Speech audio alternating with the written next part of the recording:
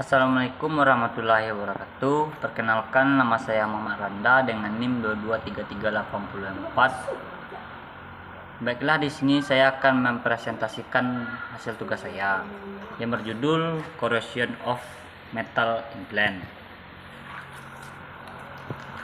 Perspektif sejarah.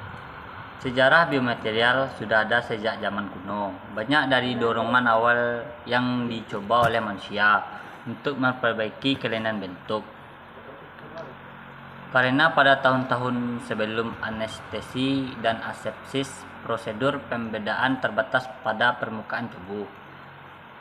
Pembedaan yang lebih awal adalah pembedaan yang dilakukan oleh ahli bedah Hindu yang mengembalikan bagian tubuh yang hilang. Pada tahun 600 sebelum Masehi, memperbaiki hidung yang terluka dengan sepotong daging hidup dari daerah pipi. Teknik rekonstruksi hidung ini bermigrasi dari timur ke barat. Sekitar tahun 1930, keluarga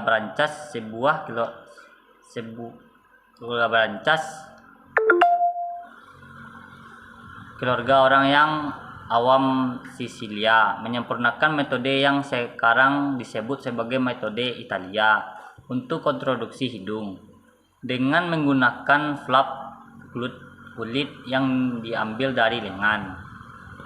Pada abad ke-19,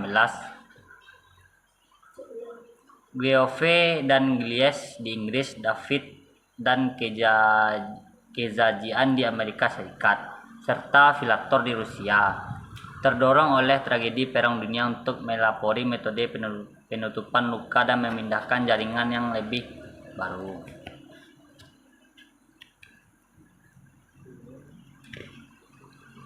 Berbagai perangkat logam seperti kawat dan pin yang terbuat dari besi, emas, perak, platina, dan lain, serta transplantasi jaringan tidak banyak yang berhasil, terutama karena infeksi setelah implantasi. Penggunaan paduan dalam implan bedah merupakan perkembangan yang relatif modern yang dimulai sekitar 1 abad yang lalu. Formulasi baru saja ditemukan terdegradasi dengan catatan lingkungan sekitar 1 abad yang lalu. Selama abad ke-20, baja tahan karat tipe 316 dikembangkan dan terbukti lebih kuat daripada paduan sebelumnya dan memiliki tekanan yang lebih tinggi terhadap korosi dalam cairan tubuh.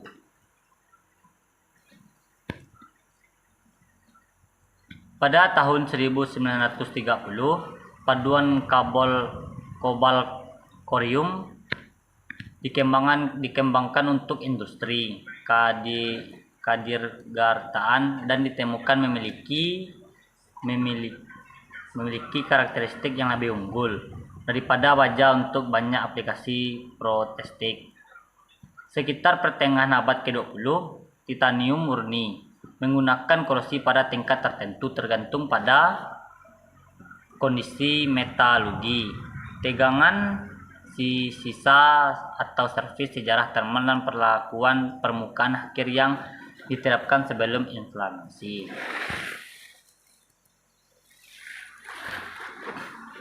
Selanjutnya, besi tahan karat. Besi tahan karat memiliki 4, yaitu stainless steel 316L merupakan jenis stainless steel austentik yang paling umum digunakan untuk implan medis.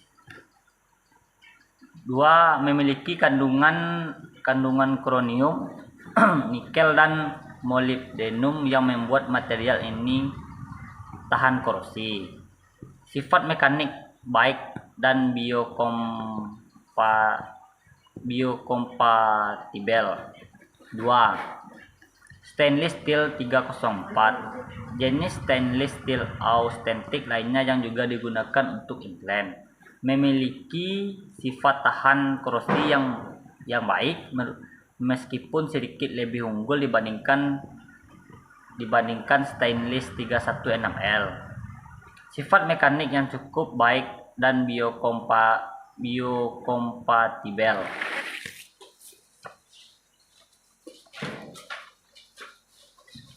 Selanjutnya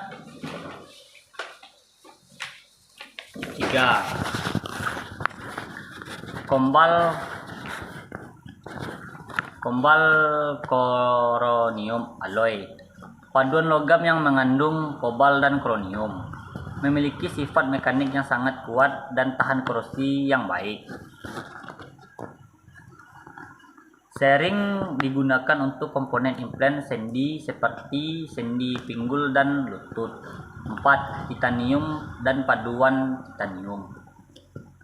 Titanium murni Ti6A1AF memiliki sifat tahan korosi yang sangat baik. Paduan titanium seperti Ti6A1AF juga memiliki sifat mekanik yang kuat dan biokompatibel. Sering digunakan untuk implan gigi, tulang, dan sendi. Selanjutnya bahan rekonstruksi. Pergantian jaringan dengan bahan sintesis dilakukan dengan memilih bahan yang memiliki sifat fisik yang paling mirip dengan jaringan alami. Mengilustrasikan aplikasi bedah dari berbagai macam bahan, yaitu logam dan paduan keramik, polimer, dan komposit.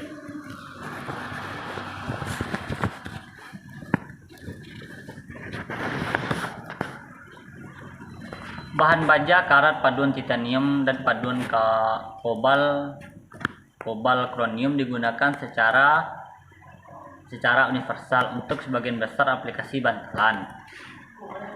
Beban tinggi dalam sistem kerangka. Logam pengantar seperti paduan platina, iridium digunakan untuk stimulasi listrik pada jantung dan jaringan saraf. Nitinol, paduan nikel, dan titanium digunakan untuk aplikasi ortodontik.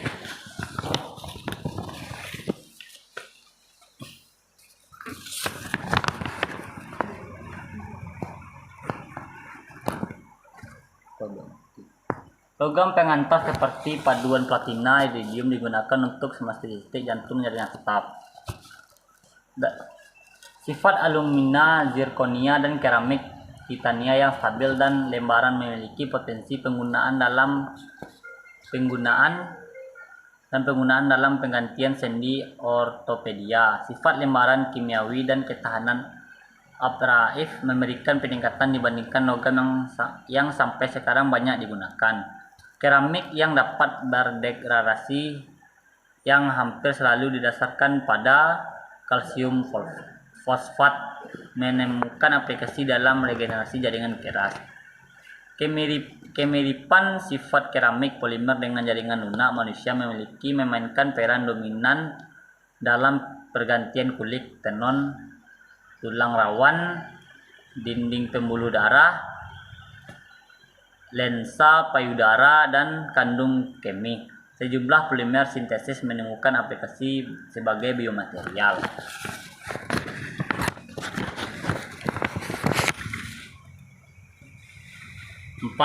Persyaratan biomaterial yang sempurna. Bahan yang ditanam ke dalam tubuh manusia mengalami paparan dalam cairan tubuh yang tidak bersahabat dan sangat sensitif sehingga membatasi aplikasi biomaterial yang sempurna. Selain itu, ada fakta penting bahwa jaringan tubuh manusia sangat sensitif terhadap bahan asing yang sangat mudah dirangsang untuk menunjukkan tanda-tanda keracunan dan penolakan. Oleh karena itu, biomaterial harus biokompatibel. Kemampuan suatu bahan untuk bekerja dengan respon inang yang sesuai dalam aplikasi tertentu, yaitu tidak boleh menimbulkan. 5. Sifat lingkungan fisiologis. Sifat lingkungan fisiologis sangat tidak bersahabat dengan semua bahan asing, dan karenanya efek lingkungan terhadap implan logam dan efek implan terhadap jaringan inangnya menjadi perhatian utama.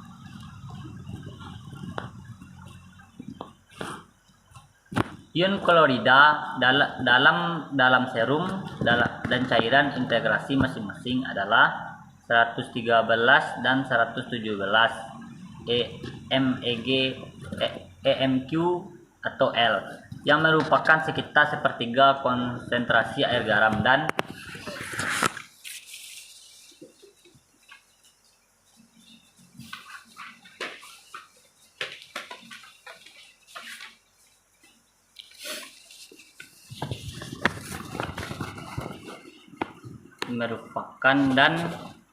merupakan lingkungan yang sangat korosif dan bahan logam.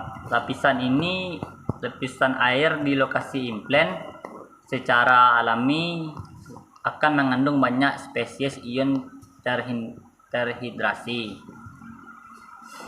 6. Integrasi bahan implan. Implan dalam tubuh manusia adalah proses dinamis yang merombak zona antarmuka antara implan dan jaringan hidup pada semua tingkat dimensi, dari tingkat molekul hingga tingkat morfologi sel dan jaringan, serta pada semua skala waktu dari tahun pertama hingga beberapa tahun setelah implantasi.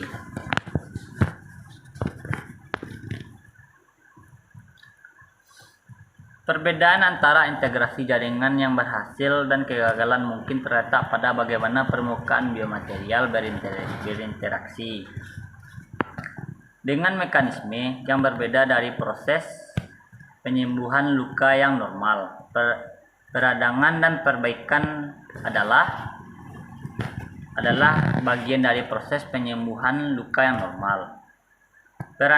Peradangan adalah metode tubuh untuk menyingkirkan benda asing dan sel-sel mati dengan penghancuran, pengecekan atau isolasi. Peradangan secara umum didefinisikan sebagai reaksi jaringan hidup yang tervaskularasi terhadap cedera lokal dan berfungsi untuk menahan, menetralkan, mengencerkan atau membendung agen atau proses yang merugikan. Selain itu, perdagangan juga menggerakkan serangkaian peristiwa yang dapat menyembuhkan dan membentuk kembali lokasi implan, mulai penggantian jaringan yang terluka melalui regenerasi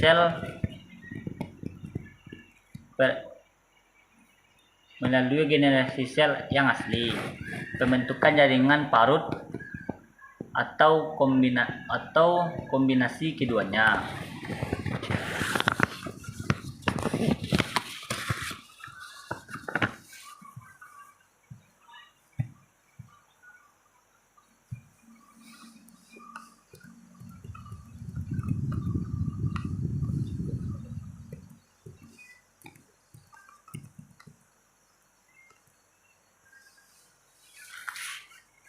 Biomaterial yang digunakan dalam ortopedi terdapat 5 macam. Banyak biomaterial sintesis yang digunakan untuk implan adalah bahan umum yang sudah dikenal oleh insinyur atau ilmuwan material pada umumnya. Secara umum, bahan-bahan ini dapat dibagi ke dalam kategori berikut: bahan dari hewan atau manusia, logam, polimer, keramik, dan komposit. Di bawah ini disajikan bagian singkat dari masing-masing kelompok ini dengan penekanan pada bahan jaringan keras. Yang pertama, bahan tulang hewan atau manusia. Bahan pilihan untuk perbaikan tulang biasanya adalah cangkok segar karena kapasitas osteogenik dan biokompatibilitasnya. Namun kekurangannya seperti perlunya pembedaan kedua untuk mengambil autograf dan kelangkaannya telah mengarahkan penelitian terhadap alternatif lain yang berasal dari tulang. Ini termasuk cangkok tulang alogenetik dan Xenogenik.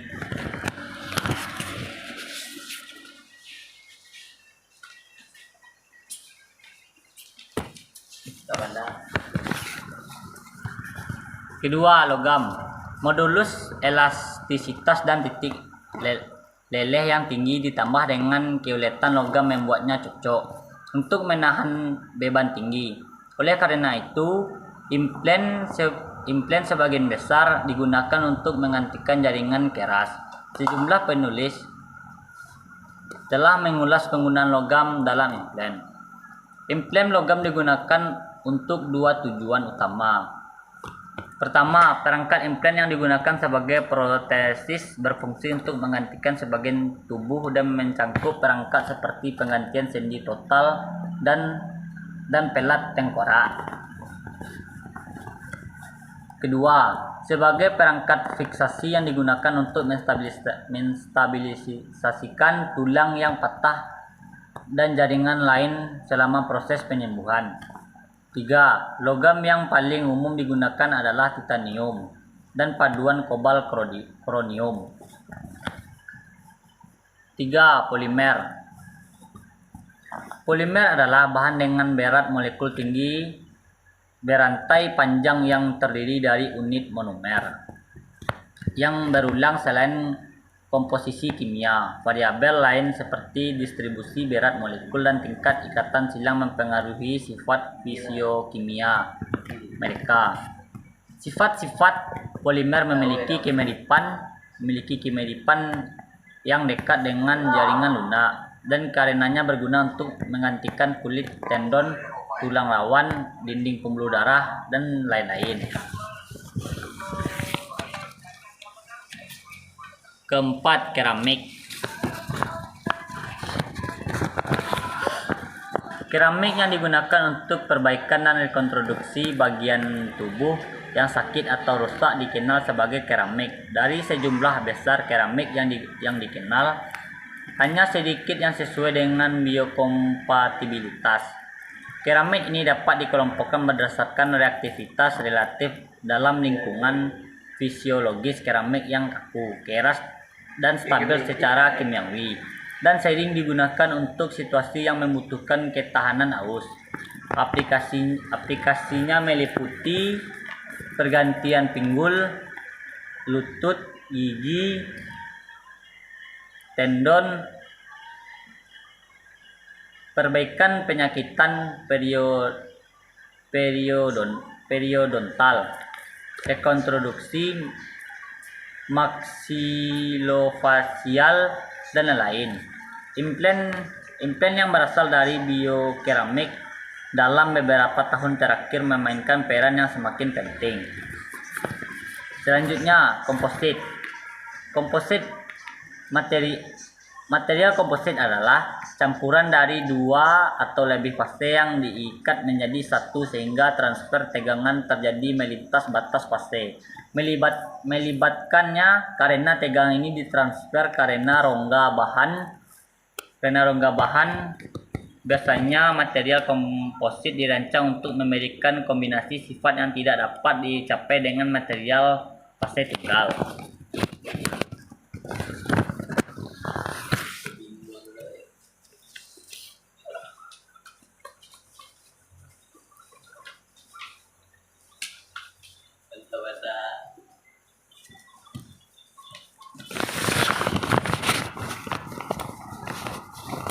Korosi bahan implan.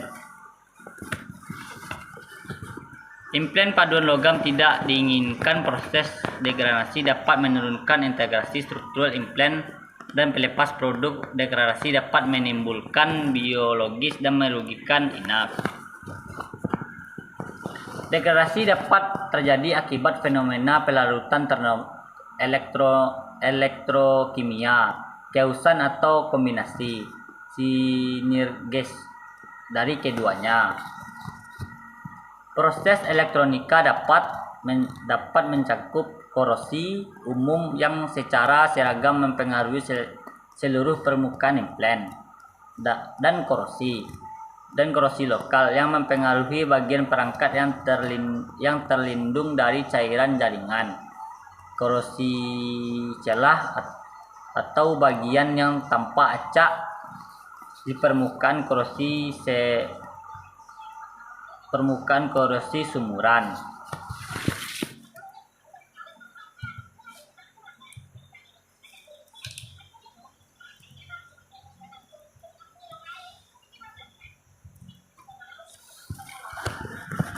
Selanjutnya, arah masa depan. Korosi biomaterial menjadi masalah klinis yang serius.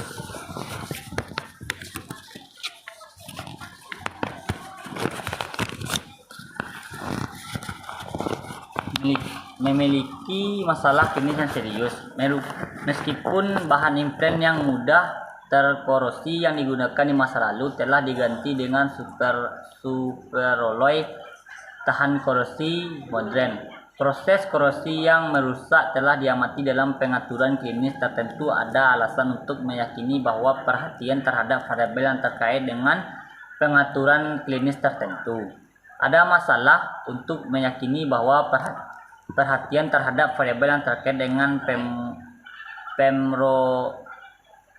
pemrosesan metalurgi, toleransi sambungan modular, modalitas pemrosesan permukaan, dan pemilihan material yang tepat dapat menurunkan laju korosi dan minimalkan potensi hasil klinis yang merugikan.